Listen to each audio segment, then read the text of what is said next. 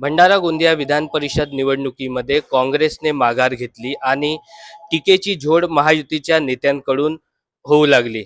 आपल्यासोबत दिलीपजी बनसोड आहेत.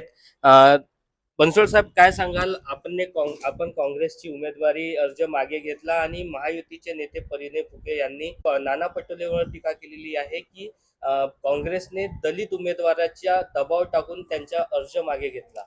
मी भारतीय जनता पार्टीला एवढं विचारतो की तुम्ही 17 उमेदवारात किती दलित दिल्या आणि दिलीप बनसोड दलित का दिसला? अरे हा आमचा पार्टीचा अंतर्गत विषय आहे.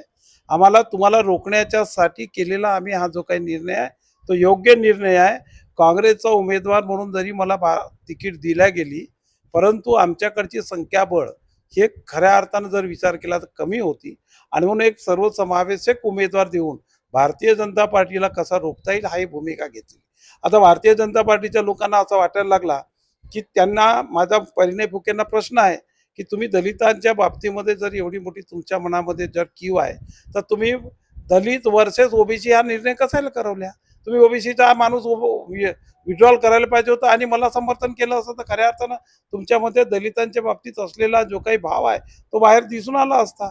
पण तुमच्यामध्ये ते काही नाही आणि म्हणून माझा परिणय फुकेंना प्रश्न आहे की दलितांच्या बाबतीत तुम्ही एवढा मोठा जर पुढका घेता तर विधानसभेमध्ये मुख्यमंत्र्यांनी जे आता एक ठराव आणला आहे वर्गीकरणाचा तो मंजूर करून तो बदर नावाची कमिटी स्थापन केली, ते का विड्रॉल करत नाही? मग तुम्हाला दलितांच्या बाबतीमध्ये एवढी अस्मिता वाटते तर तुम्ही तो विड्रॉ करा, वर्गीकरणाचं काम थांबवा. आणि दुसरी महत्त्वाची बाब, तुम्हाला जर असं वाटत असेल तर ठरवा ना भारतीय जनता पार्टीनं की आमच्यासारख्या दलितांना कुठल्या तरी विधान परिषदेमध्ये पाठवा, एखाद्या ठिकाणी राज्यसभेत पाठवा, तर तुमचं दिसून येईल. काँग्रेस ही आम्हाला सन्मानानं जगवणारी पार्टी आहे. माझ्यावर दिलीप बनसोडवर कधी त्यांनी अन्याय केलेला नाही. मला मोरगाव अर्जुनीमधून लढवण्यात आलेला. नाना पटोले साहेब हे माझे नेते आहेत, त्यांनी मला तिकीट दिली, ही पण कालची तिकीट दिलेली आहे. परंतु भारतीय जनता पार्टीला गोंदिया भंडारा जिल्ह्यात थांबवण्याच्या दृष्टीनं आम्हाला सर्वसमावेशक उमेदवार देणं काळाची गरज होती आणि म्हणून आम्ही तो उमेदवार दिला. त्याच्यामध्ये मी वरिष्ठांशी सगळ्यांशी चर्चा करून घेतलेला हा निर्णय आहे. त्याच्यामुळे कुठल्याही दबावाचा प्रश्नच येत नाही.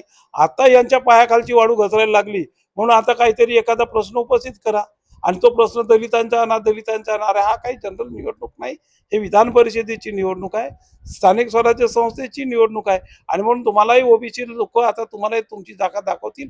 ही परिस्थिती निर्माण झाल्यामुळे एक हा दलितांचा विषय घेऊन पुढे जाण्याचा प्रयत्न करतात आणि म्हणून त्यांना माझं सांगणं आहे, हा विषय बंद करा, निवडणुकीसारखी लढा. आणि तुम्हाला जर एवढंच असेल तर पहिल्यांदा भारतीय संविधानाला चांगलं करण्यासाठी तुम्ही ठरवा. तुम्ही त्या ठिकाणी जो वर्गीकरणाचा मुद्दा आणला तो ठरवा. तुम्ही भारतीय संविधानाला दूर करून जनगणनेमध्ये ओबीसीचा निर्णय नाही घेतला, त्याचे उत्तर लोकांना द्या, याच्यावर उत्तर देऊ नका, असा माझा त्यांना सल्ला आहे. काँग्रेस प्रदेशाध्यक्ष हर्षवर्धन सपकाळांनी ज्यांनी ज्यांनी या निवडणुकीतून माघार घेतली, काही लोकांना नोटीस पाठवली, अशी कोणती नोटीस तुम्हाला आली का? मला कुठलीही प्रदेशाकडून नोटीस आलेली नाही आणि काँग्रेसच्या भूमिकेमध्ये जी काही आम्ही भूमिका घेतली तिथे काँग्रेस प्रणित उमेदवार आम्ही दिलेला आहे आणि म्हणून काँग्रेसला कुठेही अडचणीत आणण्याचा प्रयत्न आम्ही या जिल्ह्यामध्ये केलेला नाही. ना नाना भाऊंनी केलं, ना दिलीप बनसोडनं केलं, ना गोपाल अग्रवालांनी केलं. आम्ही हा जो काही निर्णय घेतलेला आहे, आमचा उमेदवार काँग्रेस प्रणित उमेदवार या ठिकाणी आहे. काँग्रेसने कोणताही दबाव दिलीप बनसोड यांच्यावर टाकलेला नाही. त्यांनी स्वइच्छेने उमेदवारी अर्ज मागे घेऊन काँग्रेस समर्थित एक अपक्ष उमेदवाराला पाठिंबा दिलेला आहे. नितीन कुथे, LS मराठी, भंडारा.